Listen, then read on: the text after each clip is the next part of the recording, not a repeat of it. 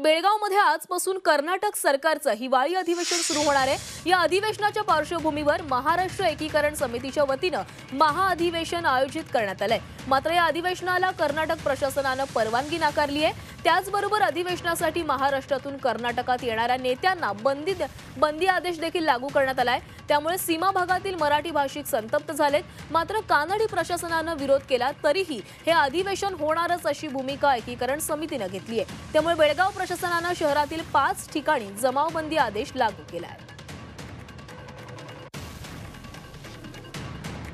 आज बेळगावमध्ये कर्नाटक सरकारचं हिवाळी अधिवेशन सुरू होत आहे, तर दुसऱ्या बाजूला महाराष्ट्र एकीकरण समितीने देखील अधिवेशन आयोजित करण्यात आलेलं आहे। मात्र या कार्यक्रमासाठी महाराष्ट्रामधून येणाऱ्या नेत्यांना बंदी घालण्यात आलेली आहे। मात्र ही बंदी असली तरी आपण कर्नाटकमध्ये येणारच अशी भूमिका घेतल्याने आता कर्नाटक सरकारने 5 ठिकाणी जमावबंदी आदेश लागू केलेला आहे।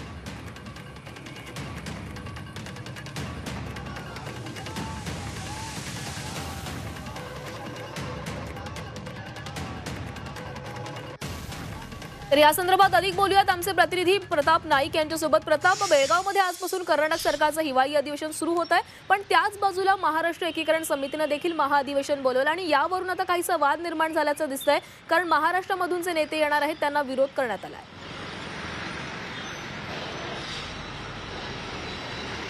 सध्या मी उभा आहे बेळगावमधील धर्मवीर संभाजी चौकात। आपण जर दृश्य पाहिली तर लक्षात येईल की कशा प्रकारे कानडी प्रशासन, कानडी पोलीस मराठी भाषिकांच्यावर अन्याय अत्याचार करतात। एकूणच आपण पाहिलं की बेळगावमधील 5 ठिकाणी महामेळाव्यासाठी परवानगी द्या अशा प्रकारची मागणी होती। त्याच्यामध्ये वॅक्सिन डेपो होता, धर्मवीर संभाजी चौक होते आणि इतर 3 ठिकाणी होती।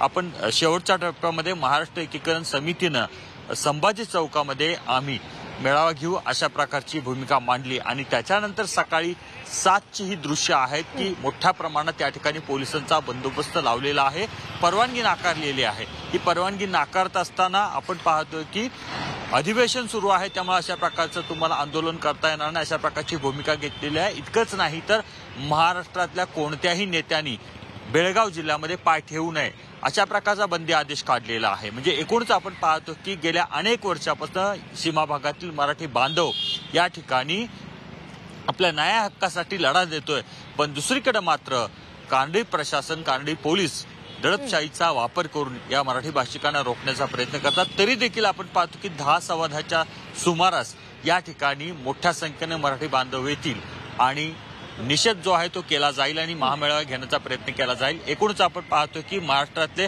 अनेक नेते जे आहेत त्यांना संपर्क महाराष्ट्र एकीकरण समितीच्या लोकांनी केलेला आहे। त्यापैकी कोण कोण येतं हे पाहणं महत्त्वाचं आणि औत्सुक्याचं असणार आहे। एकूणच आपण पाहतोय की ही जर दृश्य पाहिली तर कर्नाटकमधली परिस्थिती काय आहे आपल्याला लक्षात येईल। मोठा फौजपाटा लावला जातो आणि त्याचबरोबर या ठिकाणी कोणालाही येऊ दिलं जात नाही। जवळपास आपण पाहतो की ज्या ठिकाणी परवानगी मागितले त्या ठिकाणची दृश्य याच पद्धतीचे आहेत।